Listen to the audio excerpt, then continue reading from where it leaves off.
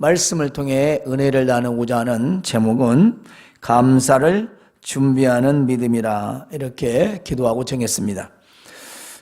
믿음 생활에 있어서 감사는 불가분의 관계라고 말할 수 있습니다. 뗄래야 뗄 수 없는 관계지요. 그러니까 믿음은 곧 감사고 감사는 곧 믿음이라 그렇게 말할 수 있겠습니다. 구약시대에도 여호와 하나님 스스로 계신 그 전능하신 그분을 신뢰하고 경외하는 자는 반드시 그 감사의 제물 혹은 감사의 예물을 드렸습니다. 그리고 하나님께서 감사를 드리는 그 마음이 있다는 것, 하나님께 감사를 드리겠다 하는 마음은 곧 그 사람 중심의 하나님을 믿는 믿음이 있었기 때문에 가능했습니다.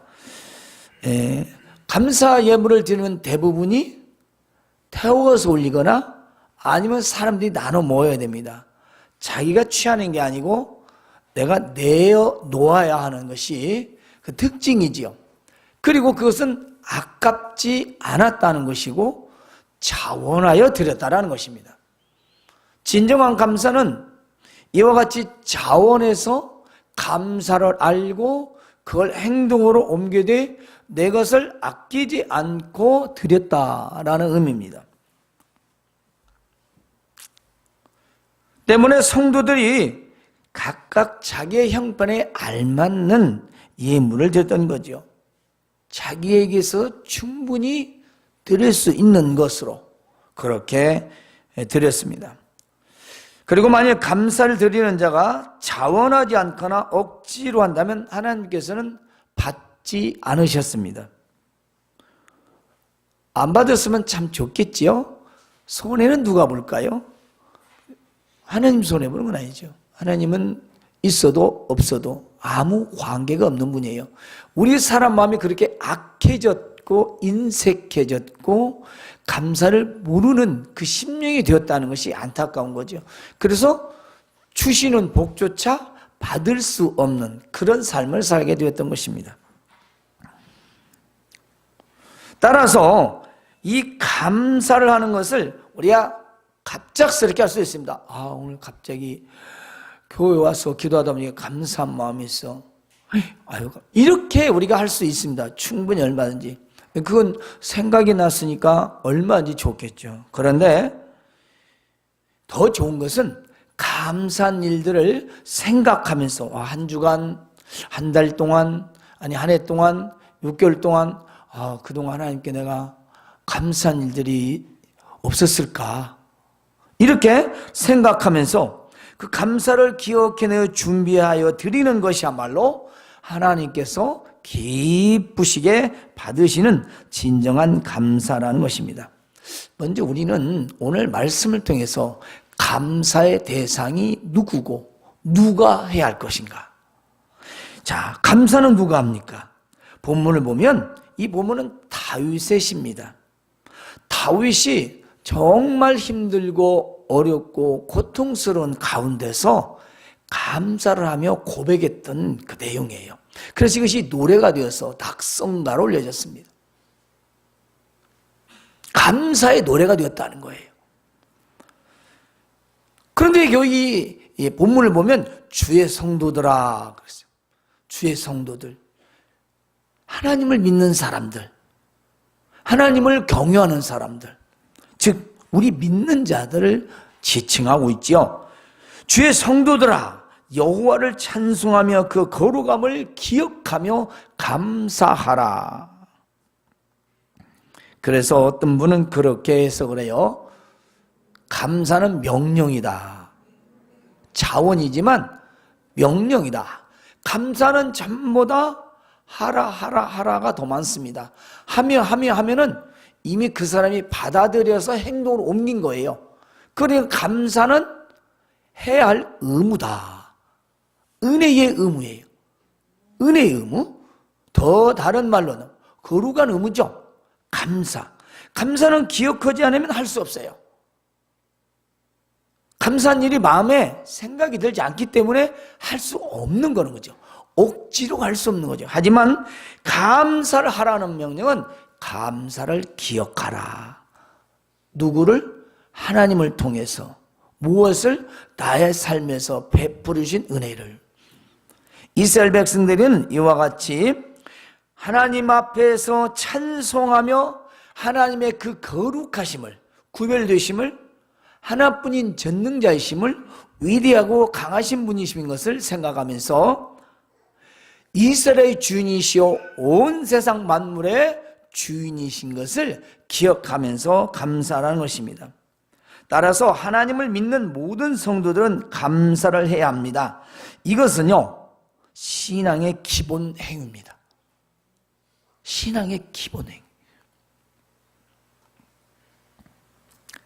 세상 사람들은 자기 좋을 대로 자기가 하고 싶은 곳, 자기가 하고 싶은 사람, 혹은 필요 없는 우상들이고 헛된 것들에게 감사합니다. 그러나 우리는 하나님께 감사하는 것입니다. 왜냐? 하나님은 살아계신 신이시기 때문입니다. 하나님은 여전히 예나 지금이나 영원전부터 영원까지 살아계시고 또 세상의 모든 만물을 창조하신 창조주이시며 하나뿐인 아들을 보내시어 십자가에서 죽게 하심으로 우리의 죄를 속하시고 우리를 자녀 삼아 주셨기 때문이지요. 특별히 세상 가운데서 죄와 구별된 자로 우리는 살게 하셨습니다. 세상에서 구별된 자로. 이 구별이란 말이 얼마나 좋냐면요, 따로 떼어놨다는 겁니다. 아주 중요한 것이나 중요한 물건이나 그 보아나 아니면 아주 귀중히 여겨야 할 아주 소중한 것으로 떼어놓은 하나님의 소중한 것으로 우리를 구별시켜 주셨다는 것입니다.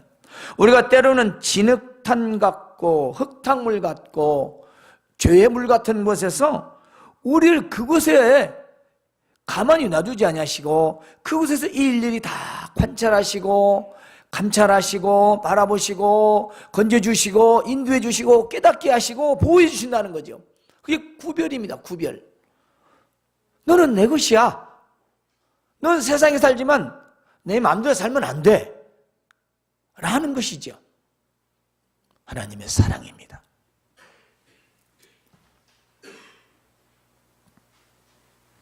그리고 이 감사는 그냥 하는 게 아닙니다. 찬송하며 하는 것입니다.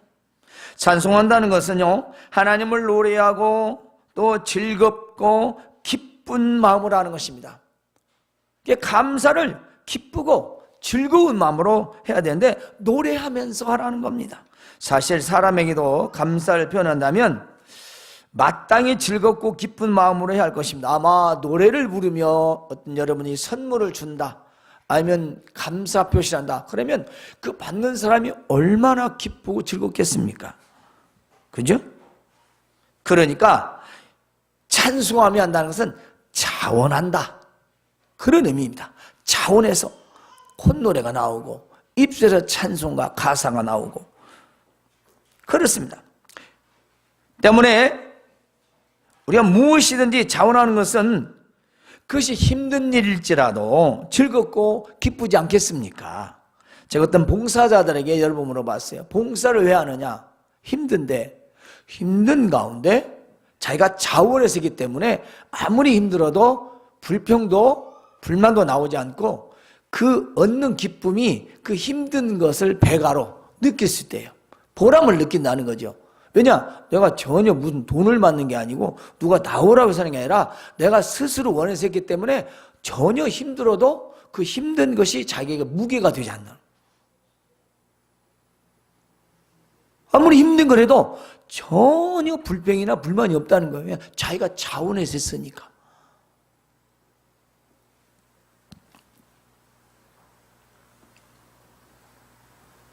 그러므로 하나님께 감사를 드리는 찬송하며 찬양하며 드려야 하는 거지요. 따라서 찬송하며 드리는 감사는 믿음으로 준비할 때 가능한 것입니다. 내가 남을 돕기 위해서도 준비를 하잖아요. 하물며 우리가 하나님 앞에 감사는 늘 생각하고 기억하고 떠올리고 준비할 때에 하나님은 이미 그 준비 과정부터 받으시는 것입니다.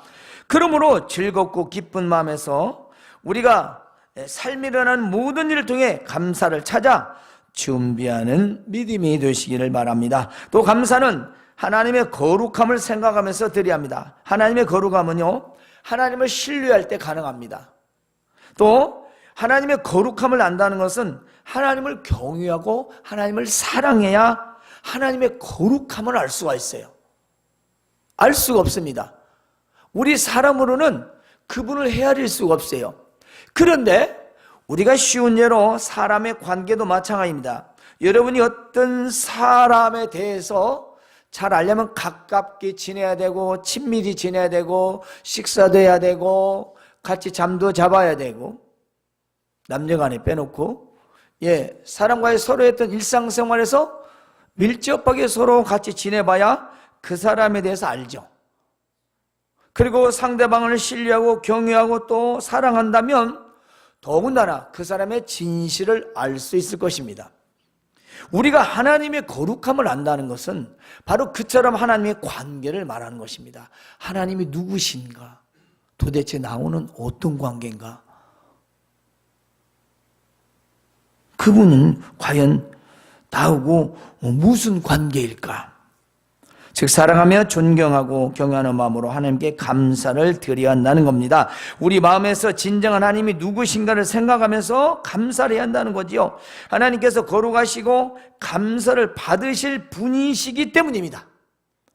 감사를 사람이 받는 게 아니고 하나님이 받으시기 때문에 그 하나님이 누구신가를 하죠. 여러분이 헌금을 하고 예물을 하면서 누구에게 하는 거예요? 하나님께 하는 거 아닌가요? 그러면 그분이 도대체 누구고 내가 왜 해야지 이걸? 애써서 힘들어서 내가 노력해서 벌었는데 이걸 내가 왜 해야지? 무엇 때문에 하는 거야? 라고 생각한다면 여러분 지금 하나님과의 관계가 매우 의심스러운 겁니다. 그러죠? 누군가 지금 관계가 지금 잘못 설정이 된 거죠. 하지만 우리가 하나님을 기억한다면 그래, 세상을 만드시고 우리 사람도 만드시고 또 죄 가운데서 구원해 주시고 우리의 삶에서 나를 인도해 주시고 지켜주시고 보호해 주시고 나와 늘 동행하시고 우리가 이렇게 생각하고 한다면 우리는 그분과 신뢰의 관계를 의심 없이 확신할 수 있을 것입니다. 하나님은 감사를 받으실 대상이십니다. 우리는 그분께 감사하는 거예요. 따라서 하나님은 참신이시고 완전하시며 전능하시고 위대하시고 강하신 하나님, 그 이름을 생각하면서 그분의 모든 걸 생각하면서 감사를 드려야 하는 거죠. 그러면 감사를 언제 하는 것인가? 그렇습니다. 감사는요, 우리가 어떤 은혜를 입었거나 또는 좋은 일이 있을 때를 떠올리죠. 그죠? 대부분이 감사하면 오늘 집안에 좋은 일이 있어. 오늘 나에게 좋은 일이 있었어. 오늘 갑작스런 횡재를 만난 거야. 너무나 좋은 일이야. 기쁜 일이야. 그래서 감사라는 말은 은혜와 이렇게 떠오르게 돼요. 뭔가 나한테 좋은 혜택, 뭔가 내가 누려 유익, 이런 걸 먼저 떠올려요. 감사. 그렇습니까? 오늘 다윗은 그런 감사를 말하는 것이 아닙니다.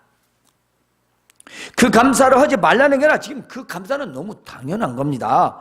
즉 사랑하며 존경하고 경외하는 마음으로 함께 감사를 드리는데 우리 마음에서 진정한 그런 하나님이 누구신가를 생각하고 드린다면 과연 그 감사의 때가 어느 때인가?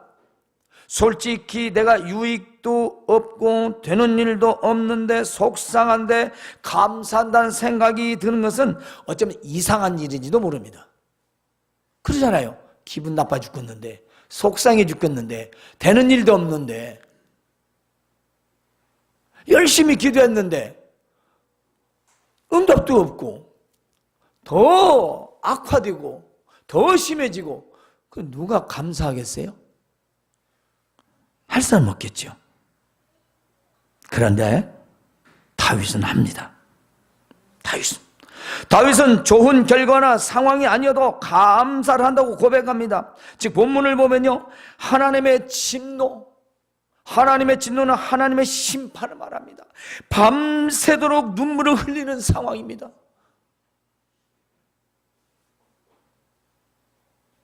하나님 앞에 진노를 당했어요. 심판을 받았어요. 저주를 받았어요. 그래서 밤새도록 눈물 흘리는 억울한 상황도 있고요, 하나님께 매도 맞고요, 그럼에도 불구하고 하나님에게 감사라고 합니다. 그렇죠? 다윗의 상황을 우리가 늘 듣지만 다윗은 나라를 건졌어요. 골리앗을 죽이고 나라를 구원했습니다. 극국공신이에요.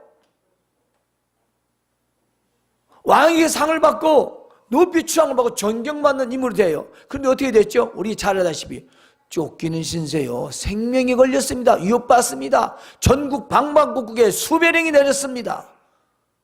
아니 어떻게 나라를 가지고 하나님이 도와주셔서 승리로 이끈 그 사람이 원수가 되어서 쫓기는 거예요.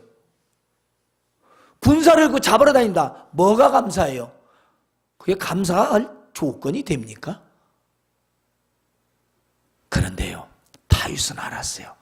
자기 생명을 지켜주시는 게 누구라는 걸, 이 생명을 지켜주시는 게 누구라는 걸 알았다는 거죠. 뿐만이 아닙니다. 왕이 됐는데 이번엔 자식이 반역을 합니다. 세상에 남도 아니고 사랑하는 자식이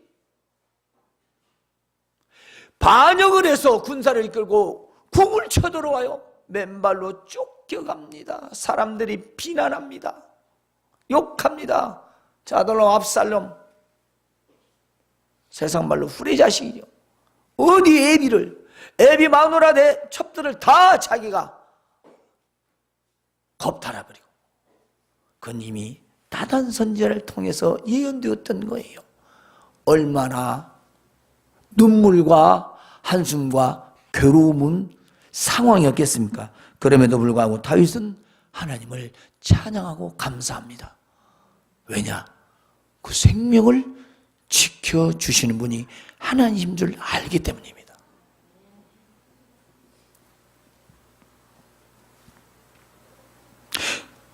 이게 진노와 밤새도록 눈물 흘리는 상황, 그럼에도 불구하고 하나님께 감사하라고 합니다. 내 형편과 처지가 도저히 감사를 할 수 없는데 어떻게 감사를 하는 것인가? 오늘 우리는 어떤 경우에 감사를 합니까? 그렇습니다. 그럼 우리는 다윗의 12편을 통해서 어떤 상황에서든지 감사를 해야 합니다. 탈무드에 이런 말이 있습니다. 만일 한쪽 발을 잃으면 두 발을 잃지 않은 것을 감사하라.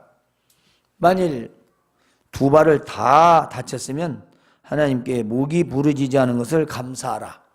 만일 목이 부러졌다면 그 다음엔 염려할 것이 조금도 없다. 왜냐? 하나님이 천국에서 맞아 주실 테니까 라는 이런 말이 있답니다. 우리는 잘 이해가 안 가죠. 어떻게 부러지고 죽고 없어지는 걸 감사하냐?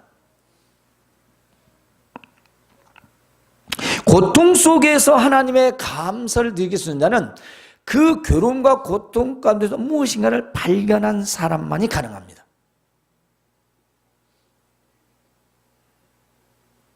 제가 시골에 살았던 적에 산속을 가는데 좀 어려서 길을 잃었었어요. 헤매다가 그 숲 가운데서 헤매다가 뭔 냄새가 진하게 나는 거예요. 그 진한 게 더덕. 와, 더덕이 거짓말 아니라 팔뚝만 이만한 거예요. 진짜요. 물이 드는 걸 찾아. 물. 그건 뭐 산삼보다 더 버금가는 게 좋대요. 제가 우리 아버지한테 거기 막 큰 물, 내가 산속을 헤매지 않았더라면 그걸 내가 찾을 수가 있겠어요? 내가 그런 고난과 무서움과 두려움이 없으면 내가 그걸 만날 수 있겠냐고. 무섭고 두려웠지만 거기서 그걸 발견하자 기쁨이 있는 거, 기쁨이, 무서움이 아니라 다 사라진 거예요. 그래가지고 무조건 아래로만 뛰어내려왔죠. 뭐냐, 산이 뭐 올라가야지 내려가면 바닥에 있지 않겠어요. 어렸으니까. 어쩌면 우리 신앙생활도 그러지 않을까요? 그렇습니다. 사도 바울은요, 사랑하는 아내도 없고 자식도 없었습니다. 몇 명의 친구가 있었는데 그들이 모두 배신하고 다 떠납니다. 그는 많은 매를 맞고 감옥에도 갇혔지요. 가난과 궁핍과 추위와 배고픔으로 수많은 고통을 당했습니다. 그러나 그런 중에 그는 만족하기를 배웠다고 빌립보서 4장에서 고백합니다. 아니, 배고파 죽겠는데 뭔 만족함이에요. 아니, 집안일도 개판인데 뭔 감사냐 이 말이죠. 지금 뭔 기쁨이 있냐. 여러분, 힘들수록 고통스러울수록 감사를 찾으시길 바랍니다. 분명히 그 안에 있습니다. 분명히 있습니다. 불평과 불만을 늘어놓는 사람은요, 일평생 불만 가운데서 살 뿐 아니라 가정의 평화가 없습니다. 없어요. 사업도 성공할 수가 없어요. 시련과 고난에서 감사할 수 있는 사람은요, 우리의 그 성숙한 믿음의 사람이라고 합니다. 그래서 우리는 그런 사람들을 신앙이 참 믿음이 신실해.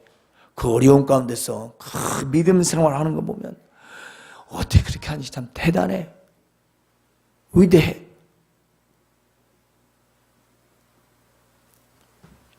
도무지 감사할 조건이 없음에도 불구하고 절망적인 상황에서 신앙인은 감사라는 단어, 이 감사라는 이 언어를 망각해서는 안 되지요. 예화집에서 봤습니다. 어느 잡지에 이런 해외의 토픽 기사가 실려 있었습니다. 미국 캘리포니아주에서 한 주부가 남편을 팔겠다는 그런 이색 신문 광고를 낸 것이 화제가 되었습니다. 주말이면 이 남편은요, 아내보다 사냥이나 골프를 더 즐겼대요. 때문에 불만에 찬 이 아내가 이런 엉뚱한 광고를 내게 되었답니다. 광고 문화는 이렇습니다. 남편을 염가로 양도함, 사냥도구와 골프채 및 개 한 마리는 덤으로 드림. 이런 광고를 냈대요. 남편들이 몇 명 없는 것 같긴 한데 조심해야 할 것 같아요. 광고를 내서 남편 팔겠다고 염가로 저렴하게 세일해서 준대요, 남편을. 그런데 이 광고가 나간 뒤에 이 흥미를 느낀 여성들이 한 60여 명이 전화가 왔대요.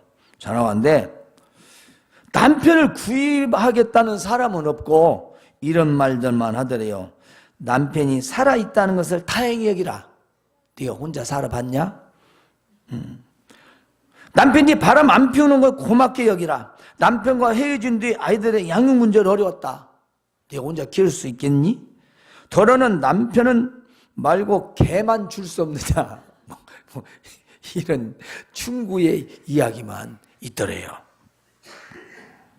이 기사를 보면 그 사람 주변 사람들이 신문 광고를 보낸 여인에게 충고의 의미를 바로 현재 자기의 생활에 대한 불만과 원망보다는 그 속에서 그 힘든 상황에서 감사를 찾아보라는 거지. 한번 감사라는 말 하나 안 들어갔지만 당신 지금 그 가운데서 그렇게 남편이 당신 마음에 들지 않지만 그 가운데서 감사한 거 한번 찾아봐라. 왜 맨 감사하지 않은 것 불평만 늘어놨냐라는 의미 나는 겁니다. 세상 이야기인 것 같습니다만 우리도 한번 돌아보게 하는 이야기죠. 때문에 진정한 감사는 지금 나의 생활, 내 테두리 안에서 찾아야 한다는 것입니다. 그러면 감사는 이미 마음에 준비되는 겁니다. 오늘도, 한 주간도, 한 달 동안도, 6개월도 뭐 감사한 게 없을까? 왜냐, 우리는 지나쳐버리니까요. 이런 감사는 어떤 결과를 가져옵니까? 하나님의 은총은 평생 있으며 아침에는 기쁨 기쁨이 온다는 약속의 말씀입니다. 다윗이 그렇게 고백하지 않습니까? 오늘 시편 30편 4절 5절 보면 그의 노염은 잠깐이요 그의 은총은 평생이로다. 저녁에는 울음이 깃들일지라도 아침에는 기쁨이 오리로다. 다윗이 지금 상황을 그대로 시적으로 변화합니다. 눈물의 시간이요 고통의 시간인데 날 새면 아침에는 기쁨이 찾아올 것이다. 내가 지금 고통받는 건 잠시다. 그렇습니다. 우리 힘든 상황도요 불만스러운 상황도 잠시잖아요. 잘되고 형통하고 유익하고 즐거우고 기쁜 일에 감사하는 건 너무 당연한 것입니다. 하지 않는 것이 문제지요. 그러나 힘들고 어렵고 고통스러운 삶 속에서 감사를 한다는 것은 믿음이 아니면 할 수 없다는 겁니다. 그래서 믿음과 감사는 연관되어 있는 게 아니라 불가분의 관계다. 뗄 수 없는 그런 관계라는 거죠. 감사가 없다는 건 하나님의 신뢰에 대한 우리의 믿음에 문제가 생긴 겁니다. 문제가 생긴 거지요. 사람들이 그러잖아요. 내가 저한테 어떻게 했까니 명체도 되는데 인사도 안 해. 에? 뭐죠? 섭함이죠. 그 뭐 좀 해줬는데 인사 안 한다는 거예요. 내가 저한테 어떻게 했는데 뭐 그게 뭐 크게 구원해 준 것도 아니고 뭐 좀 도와준 거 뭐 그런 걸로도 우리는 서운해해요. 지가 밥이라도 한 그릇 사야지. 그럴 수가 있어. 없으면서 굉장히 서운해합니다. 왜 자기한테 은혜를 받았는데 왜 인사 안 냐 이거지요. 우리 사람들 그렇지 않나요? 하나님께서는 네, 하나님은 사랑이시라 하는 말에 감사를 감추지 마세요. 하나님을 사랑이라 이렇게 자기는 생각하면서 하나님께 야박스럽게 인색하면 하나님은 감사의 조건을 주시지 않아요. 왜냐? 본인이 못 받아요. 이건 복하고 관계가 된 게 아닙니다. 이건 신앙입니다. 믿음이에요. 그렇습니다. 우리가 바로 감사의 삶을 통해서 얻어지는 감사는 하나님의 은총을 평생토록 받게 되는 복이에요. 이게 믿음이고 신앙임에도 불구하고 여기 덤으로 우리에게는 복이에요. 복. 일생 동안 내가 살아가는 동안 하나님의 은총을 날마다 받게 된다는 것입니다. 누가요? 감사를 하는 사람. 감사하는 사람. 우리가 감사의 삶을 통해 얻어지는 것은 하나님의 특별한 사랑과 은혜를 평생토록 받게 된다는 것입니다. 그야말로 감사는 감사로 이어지며 더 큰 감사의 조건을 만드는 거죠. 또한 고통 속에서의 감사는요, 저녁에 눈물의 밤을 새울지라도 아침에 기쁨을 맞이하게 되는 복을 받게 되는 것입니다. 저녁이라는 건 우리가 지금 현실을 말하죠. 혹은 미래일 수 있습니다. 근데 그 미래보다 더 앞의 미래는 기쁨이라는 거죠. 내가 지금 고통스럽고 힘들지만 우리 안에 감사함이 있다면 그것은 밤을 새우면서 아침이 이르면 사라지게 된다는 것입니다. 사라지게 해주신다는 것입니다. 누가요? 하나님께서 그렇게 해주신대요. 삶이 어렵고 힘들고 고통스럽고 슬프고 눈물의 시간 속에 살지라도 감사하는 자는 아침에 기쁨을 맞이하듯이 잠시 후면 기쁨의 날을 맞이하게 된다는 것입니다. 여러분, 우리가 하나님을 생사화복의 주관자라고 하지 않습니까? 제가 지난번에 말씀드렸잖아요. 김주혁 씨, 세상에서 가장 좋은 차 중에 한 대 차고 다니는 분 아니에요? 나이 45세, 인물도 잘생기고 훈남이고 주변에 칭찬도 자자하고, 그 차는 벽을 뚫고 나가는 차. 근데 그 차 타고 죽었잖아요. 에어백도 터졌는데. 우리 인간의 생사화복, 우리가 내일을 교육하고 내가 저 의지에 나가서 1년간 열심히 일해서 돈 벌어야 되겠다, 내가 무엇을 해서 열심히 돈 벌어야겠다 해서 될 것 같으면 얼마나 좋습니까? 그렇습니다. 우리 현실이 그렇게 되지 않다 할지라도 우리 하나님께 감사하시길 바랍니다. 또 이야기 하나를 해드릴까요? 미국의 한 마을에 아주 극심한 흉년이 들었답니다. 주민들이 끼니를 잃지 못해서 아우성치는데 그 마을에 그도 좀 넉넉한 노부부가 살고 있었대요. 이 노부부가 생각했을 때 아이고 어른들은 그렇다 치고 아이들만큼은 굶게서는 안 되겠다 해서 이 부부가 아침마다 빵을 만들어 가지고 어린이들을 불러서 이제 아이들에게 빵을 나눠줬대요. 누구든지 와서 빵 하나씩만 가져가라. 하나씩만. 아이들은 근데 막 큰 빵을 차지하려 하라니까 이제 빵이 뭐 기계 옛날이니까 기가 아니고 뭐 크고 작게 하겠죠. 비슷하겠지만 큰 걸 차지하려고 막 아우성을 치는. 그것 집으려고 아우성 치는데 가지고 가면서 고맙다고 하는 놈은 하나도 없다라는 거예요.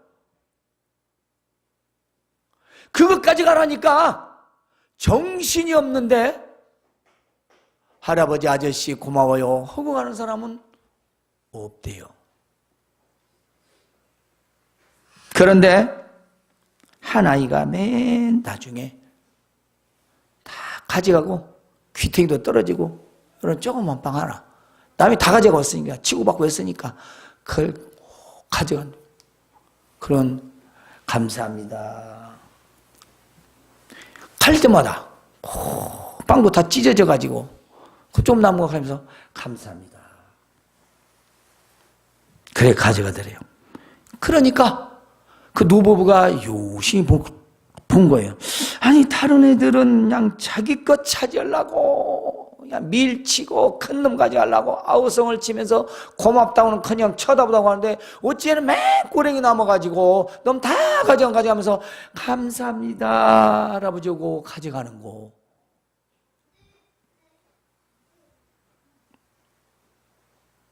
어느 날 그 소녀가 가져가는 빵 속에서 기적이 생겼어요.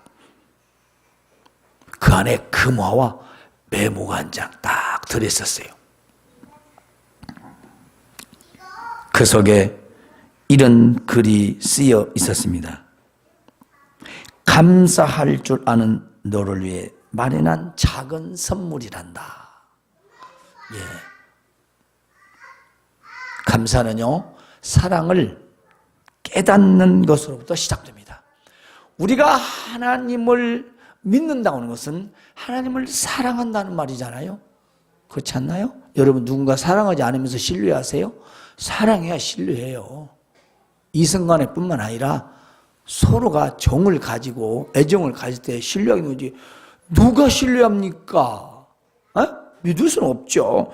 우리 하나님의 사랑을 깨닫는 자는 감사가 이미 시작된 겁니다. 우리가 나의 가정에서 나의 직장에서 하나님의 사랑을 깨닫게 된다면 하나님께 감사를 드릴 수밖에 없는 것입니다. 따라서 불평은 불평을 낳고 감사는 감사를 낳게 된다는 겁니다. 감사하는 사람은 하나님께 영광을 돌리고 사람에게도 기쁨을 줍니다. 바울 사도는 나의 나된 것은 하나님의 은혜라고 하면서 감사했습니다. 다윗은 감사를 통하여 이렇게 고백했지요. 주께서 나의 슬픔이 변하여 내게 춤이 되게 하시며 나의 베옷을 벗기고 기쁨으로 띠띠우셨나이다. 이는 잠잠하지 아니하고 내 영광으로 주를 찬송하게 하심이니 여호와 나의 하나님이여 내가 주께 영원히 감사하리이다. 아멘입니다. 여러분, 슬픔을 당하고 베옷을 입어서, 슬픔은요 죽음을 가리켜요. 베옷은 회개하는 겁니다. 죄를 뒤집어 쓰고 진노를 받고요, 심판을 받고요, 고통을 받고요, 눈물의 시간 속에서도 영원히 하나님을 찬양하며 감사했습니다. 다음 주일은 추수감사주일입니다. 오늘의 말씀을 잊지 마시고 주의 성도로서 범사와 한 해 동안에 베풀어 주신 은총을 생각하시면서 믿음으로 준비하는 추수감사주일 맞이하시길 주님의 이름으로 축원합니다. 하나님, 우리 아버지